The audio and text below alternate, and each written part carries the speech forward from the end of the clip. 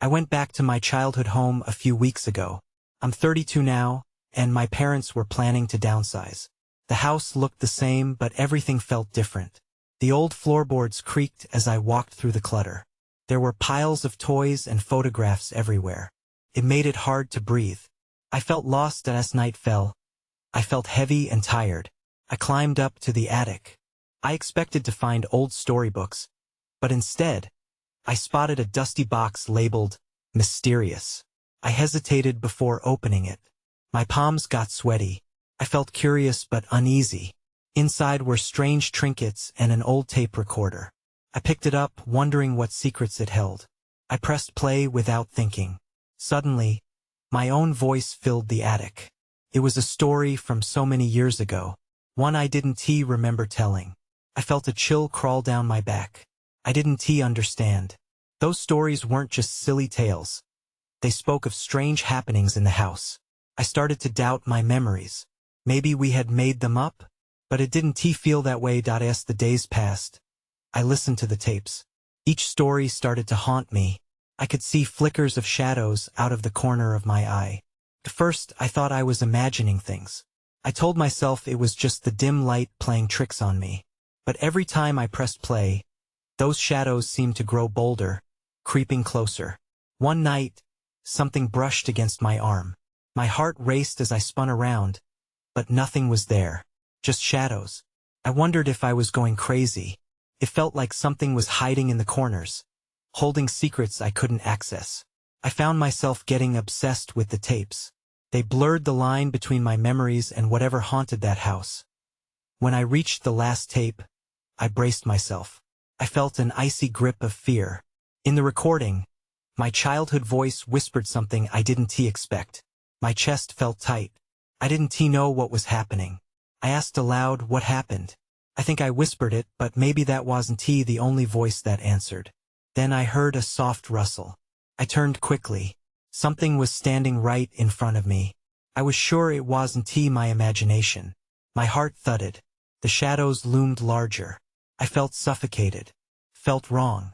The past clawed at the present, blurring lines I didn't want crossed. I stared, frozen, unsure of what to do. The shadows danced, and for the first time, I felt true fear pulse through me. I didn't want to face whatever I had unearthed. I remember thinking that coming back to this house was a mistake. I shouldn't have come back. I felt paralyzed, caught between the present and some whispering past. The air was thick with anticipation, as though whatever was lurking in the shadows was waiting for me to make a move. I finally took a hesitant step backward, praying that whatever I had awakened would stay still. But the moment I moved, the shadows jerked. They twisted towards me, stretching like tendrils reaching out. I stumbled back, my heart pounding. Fear surged through me. I couldn't tell if I was still in the attic or somewhere much darker. I snatched up the tape recorder, desperate to escape this oppressive weight. "What do you want?" I yelled, but my voice just echoed in the silence. Nothing responded. Suddenly, I remembered something from one of the recordings. In one of the stories, I had spoken about a door in the basement that I had never dared to open. My childhood voice had warned against it. "Don't go there," it urged. "It's not safe." Panic bubbled inside me. I wasn't sure if I should flee or confront whatever lingered here. With my heart still racing, I headed to the stairs. Each step felt like a countdown to discovery. The house creaked as if whispering warnings. I reached the basement door and paused, my hand hovering over the handle. A shiver coursed through me, and something deep inside said to turn back. But the curiosity mixed with dread drove me forward as I opened the door. A gust of cold air hit my face. The basement was dim, with only the faint light from the attic staircase illuminating the room. I could feel the presence of the shadows behind me as I stepped down the creaky wooden stairs. The temperature dropped, and I could see my breath in the air. Once I reached the bottom, I scanned the space. Boxes lined the walls, old and covered in dust. A faint outline of a door caught my attention. I inched closer, felt familiar yet terrifying. The rusted doorknob was cold beneath my fingers. I hesitated, my mind racing back to the childhood warning. I was about to break a promise to my younger self that I took a deep breath and turned the knob slowly. The door creaked open, revealing a dark void beyond. I peered inside, my instincts screaming at me to leave. That S when I saw it, a small, glowing object on the ground. Pulsed softly, like a heartbeat. My curiosity overtook my fear. I stepped inside. As soon as I crossed the threshold, the door slammed shut behind me. Panic set in. The darkness thickened, wrapping around me like a blanket. I couldn't see anything. I reached out to feel for walls, something to ground me, but my hands found nothing but air. I called out, my voice trembling. Hello? Is anyone there? Silence. The stillness echoed back at me. Then, out of the quiet, a voice broke through the darkness, softer than a whisper. Why did you come back? It sent chills through me. I stumbled back, trying to make sense of what was happening. I felt an icy breath against my neck. You should have stayed away, it breathed. I wanted to scream, but no sound escaped my lips. The door had sealed me inside. I was no longer just revisiting my past. I was trapped in it, and I had no idea what lay ahead. I took a shaky step back, my heart racing. The darkness felt alive, closing in like a predator. I felt the glowing object's pull, but every instinct screamed at me to leave. I'm not here to hurt anyone, I said, hoping for some response. Any sign that I wasn't completely alone. The voice came again, an echo through the shadows. But you brought the memories. Before I could process that, a rush of wind swept through the void. It was cold, biting. The soft light from the object flickered. I squinted, trying to see what lay before me. I took a small step forward, reaching for the light, hoping it would guide me. Once I moved just a few feet, the darkness shifted. I felt a presence beside me, heavier than before. I froze, breath caught in my throat. It whispered my name, a choked version of it, as if struggling to form the sound. Helen, my mind raced back to the last time I had heard that voice, one filled with anger. I had felt it echo through the house that night, a terrible fight between my parents. Helen, go to bed, was the command that bounced through my memory, paired with the feeling of fear and confusion I had felt as a child. Who are you? I asked the shadows, forcing my voice to steady. I couldn't back down now. It was either confront this presence, whatever it was, or succumb to it. Someone you shouldn't have forgotten, the voice replied, growing more insistent.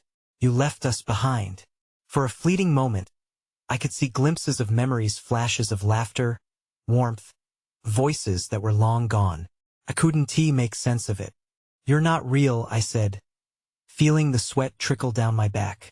I left all of this. Did you?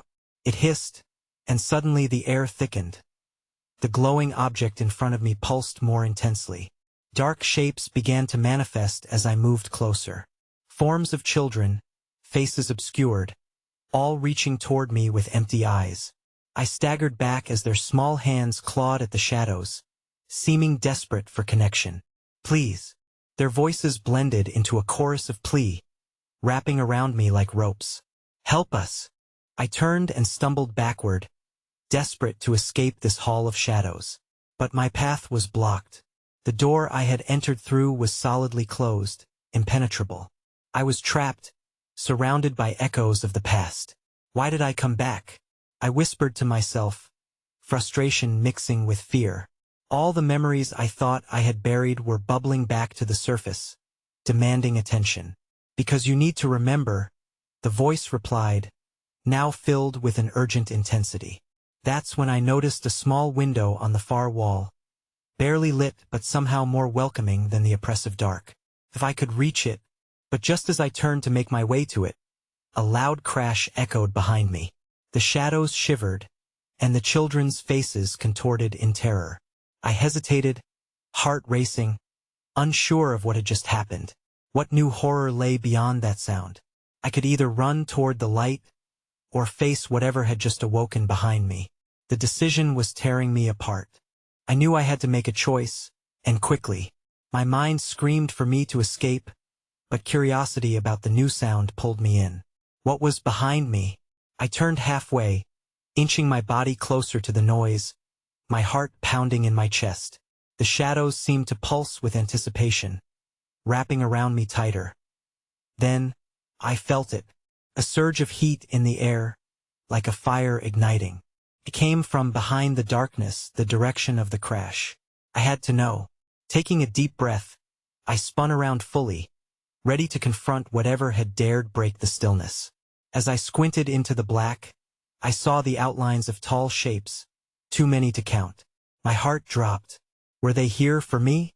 I backed away slowly, but the window glowed steadily ahead. I clenched my fists, forcing myself toward the light. The whispers of the children echoed in my mind. Help us. Their plea heavy with despair. I couldn't ignore them, not after this. But something was moving, slithering through the shadows, capable of more than just haunting memories. Stay away, I shouted, raising a hand as if to ward off a physical blow. My throat felt tight. The heat intensified, rising higher with each passing second. The shadows recoiled, but the forms didn't disappear. Instead, they circled me, a swirling mass of darkness that drew closer. I felt their desperation, each of them clinging to fragments of unfinished stories, waiting for me to remember. What do you want from me? I yelled, feeling foolish for thinking they could respond. But then the center of the mass shifted. The sounds quieted, and a face emerged from the shadows. It was a boy, his features twisted and watery. But there was a spark of recognition in his eyes. You know us, he said, his voice clearer now, as if he were breaking through a veil. You left us, Helen. No. I shook my head, desperate to disprove his words. I didn't leave anyone. I was just a kid. But even as I protested, I felt the weight of guilt pressing down on me. Remember, he urged, and suddenly the air held a different taste, a mix of sweetness and bitterness. My vision cleared for a brief moment, and I saw flashes of my childhood home, a backyard, a swing set, and laughter. Friends. The boy's eyes flickered, confusion and longing mixed in his gaze. We're still here, waiting for you to come back. A loud growl resonated from the shadows. I thought I could feel its breath on the back of my neck, heavy and rancid. The presence had grown angry, hungry. Go. The boy shouted, motioning toward the window. You need to leave now. I hesitated, torn between the faces of my forgotten past and the fear that pressed in. But the growl grew louder, an instinctual warning knocking sense back into me. With a sudden rush of adrenaline, I sprinted toward the window, feeling the children's pleading eyes on my back. As I reached for the light, an icy hand gripped my wrist, pulling me back. No. The boy shouted that I turned, locked onto his pleading face, and saw others lurking behind him. They needed me, but so did I. As I ripped free from the grasp, I lunged towards the window, ready to face whatever lay beyond. The world outside seemed foreign, shimmering under a veil of mist. I didn't stop to question it. I dove through, feeling hands grab at my shirt, tugging me back. But the light consumed me. I was thrown into the unknown, and as it faded behind me, one final thought echoed in my mind. I was leaving something behind that I might never get back. I landed on the grass, the coolness grounding me after the intensity of the exchange. I blinked, trying to shake off the remnants of darkness that clung to my mind. It felt like I had emerged from a nightmare, but I quickly realized I was still in my childhood yard. The swing set creaked softly, as if it had just witnessed something it wasn't meant to see. A chill ran down my spine. I remembered that swing, how it used to be a place where dreams were made, not nightmares. I got up slowly, scanning the yard for any sign of familiarity. Everything looked the same, yet everything felt different. The vibrant colors seemed muted, shadows stretching far beyond where they should. This is just a dream, I whispered to myself, trying to believe it, but the knot in my stomach told me otherwise. I turned back to the house. The windows were dark, lifeless. Wasn't anyone home? Suddenly, a rustling noise broke the stillness. My heart raced as I whirled around, ready to face whatever had chased me through that window. To my surprise, it was nothing sinister, just a stray cat slinking from the bushes. I exhaled, letting the tension release momentarily. But then, I caught something out of the corner of my eye. A figure darted past the trees at the edge of the yard. My gut twisted again. Was it one of the children? The boy? I hesitated, heart pounding in my ears, the fear rising back like a tide. Hello? I called out, wavering in my resolve.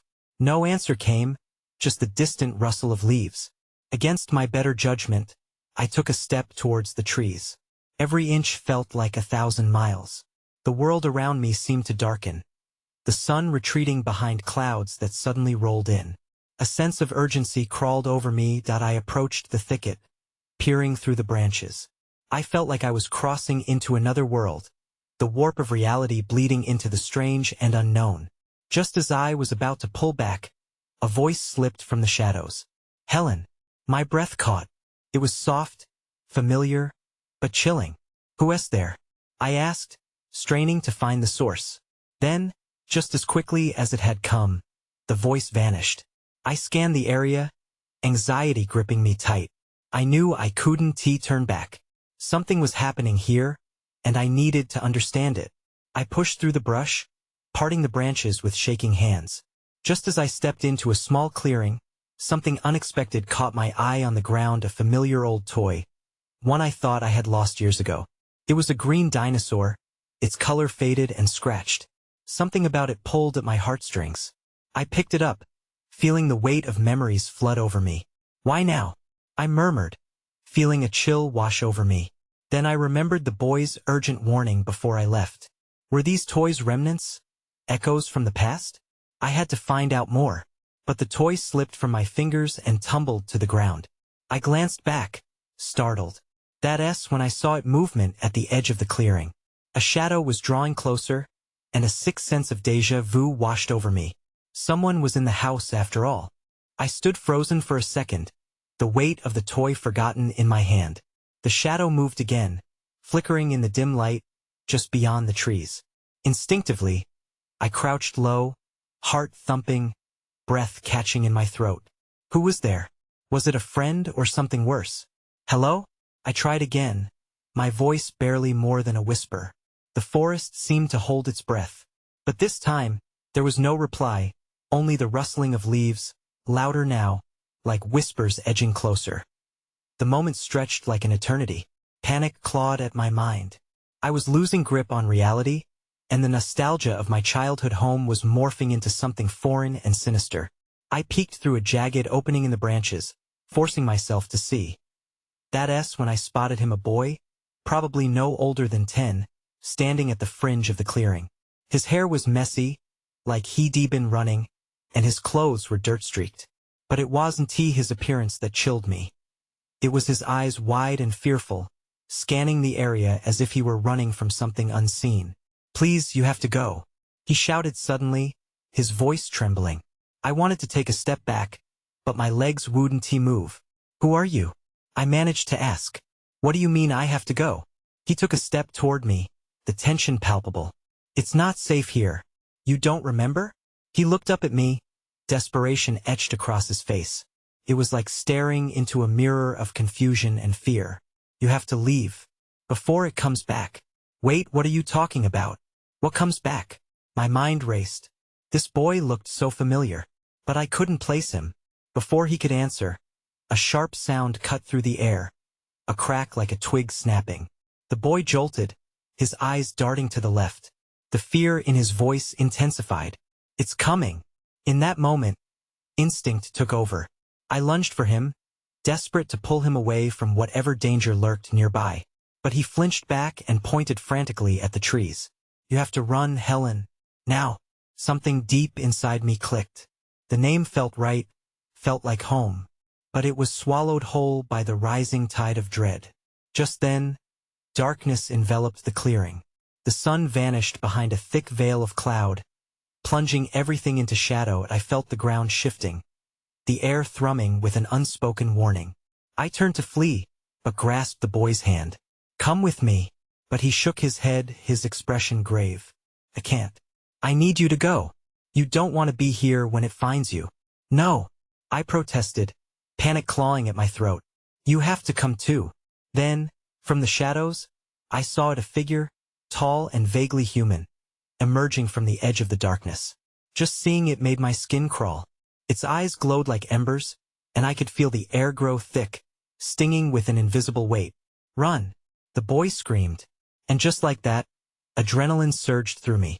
I tore away from him, pushing through the brush, the voice in my head urging me to escape. As I broke free from the trees, I glanced back, seeing the boy still rooted in place. The figure was upon him, and I couldn't stop the scream that ripped from my throat.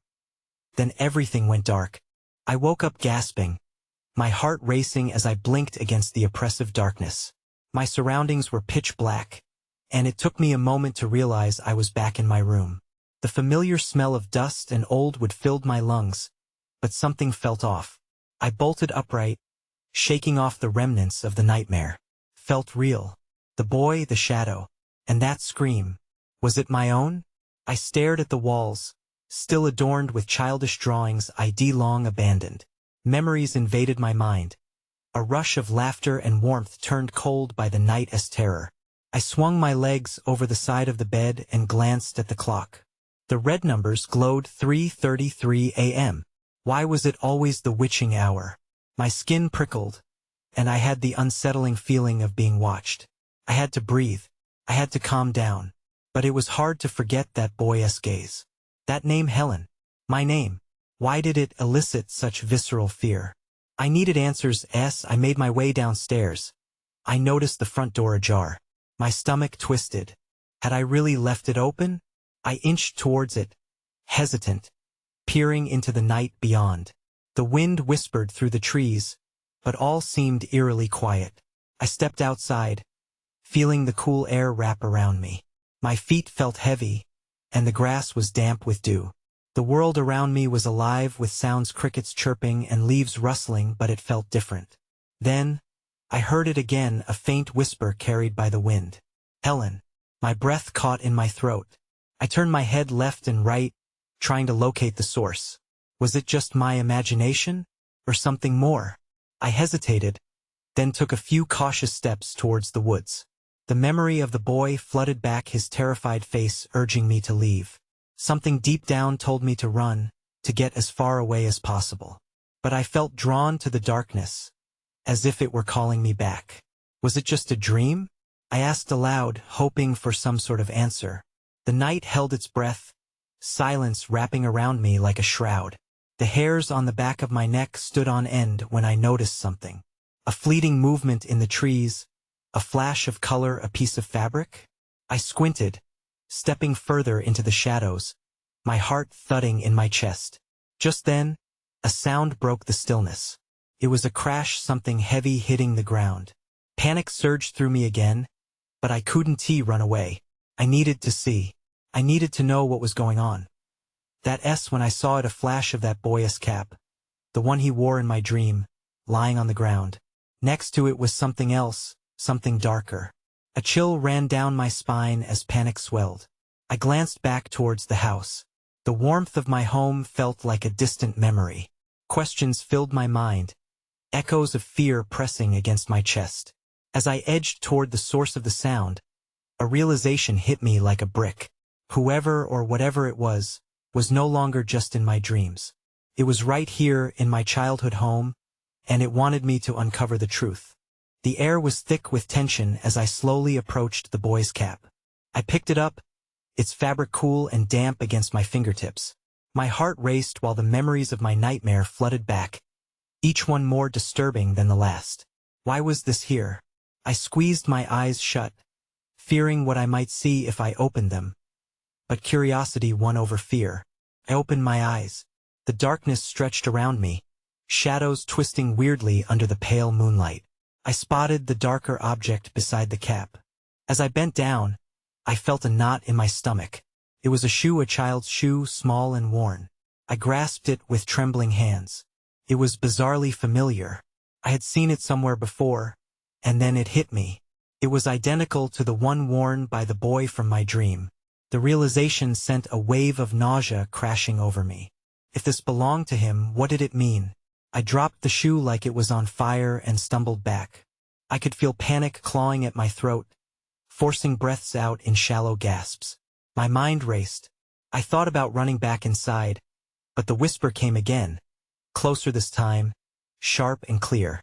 Helen. I turned toward the sound. The urgency in the voice filled me with a mingled sense of dread and determination.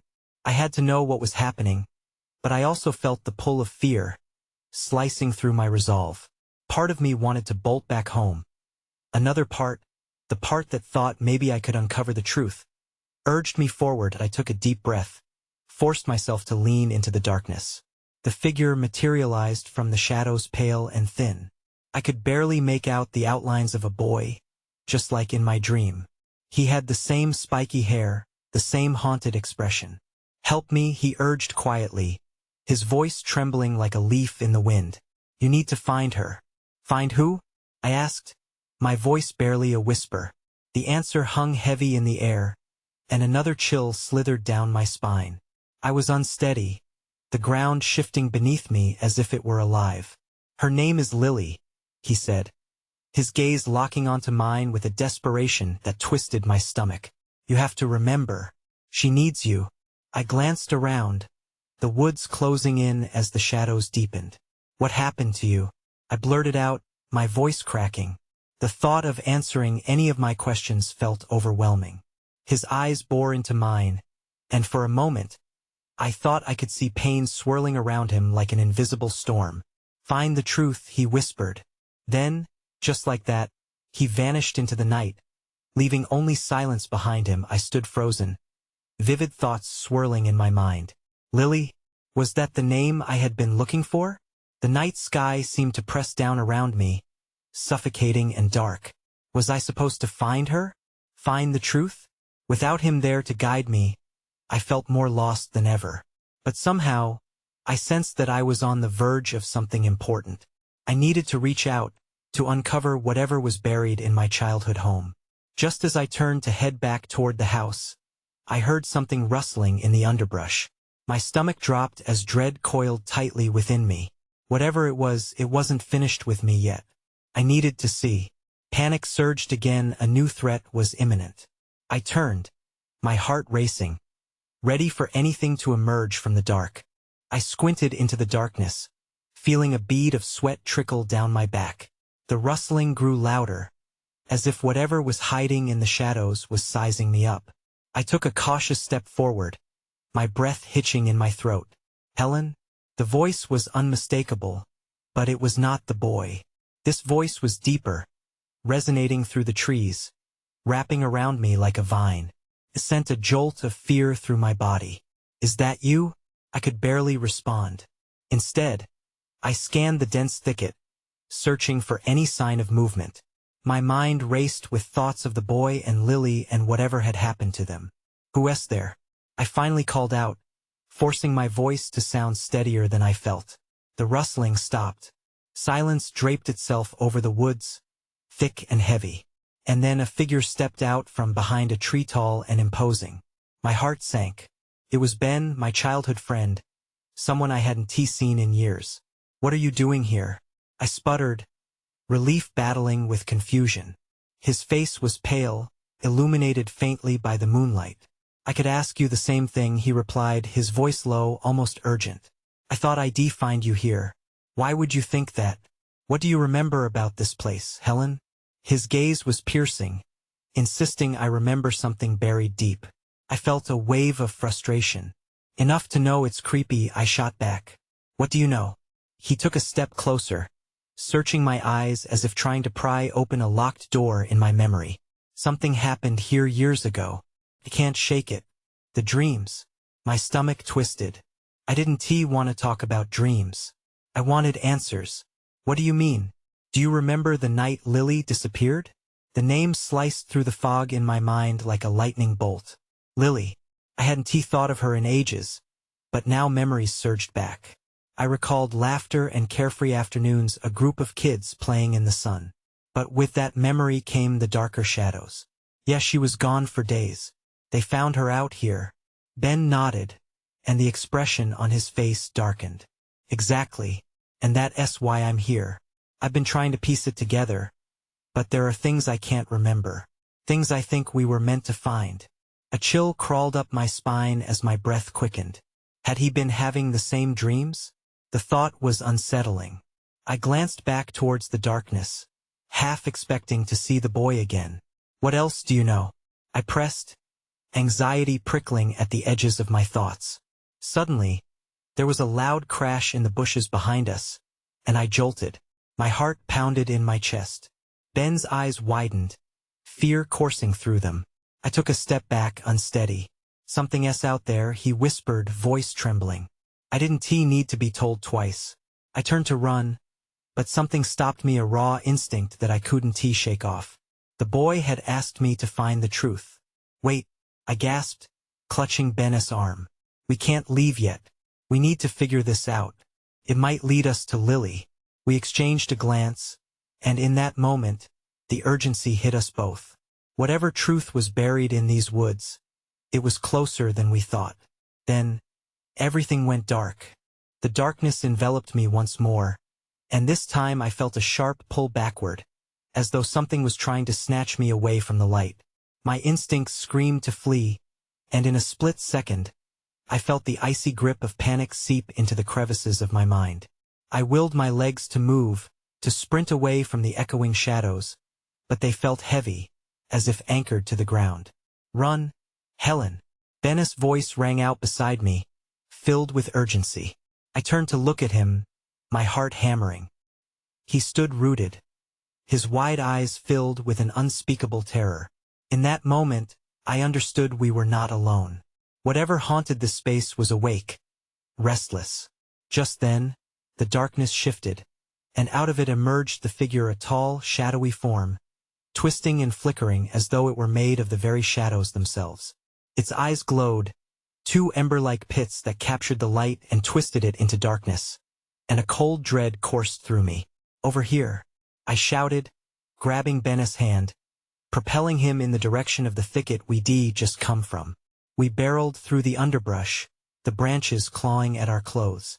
I could feel the sinister presence close behind, its breath hot on the back of my neck. The fear surged like adrenaline, propelling me forward on a fragile thread of hope. We dashed toward the old swing set, that wretched childhood memory that had always felt warm, a fragment of happiness that now felt tainted. I aimed for the house, the safety of those walls. "We need to go inside," I gasped. I fumbled with the door, yanking it open and dragging Ben inside behind me. The door slammed shut with a resonating thud that echoed through the hall, and a moment's silence stretched out, thick with tension. We leaned against it, breathing heavily, and I could hear the pounding of my heart in my ears. But the brief reprieve shattered the instant. Shadows crept towards the windows, dark tendrils reaching out to twist and curl into the house. Ben and I exchanged a look of mutual understanding. We needed to stop this. "What do we do?" he asked, his brow furrowed with concern.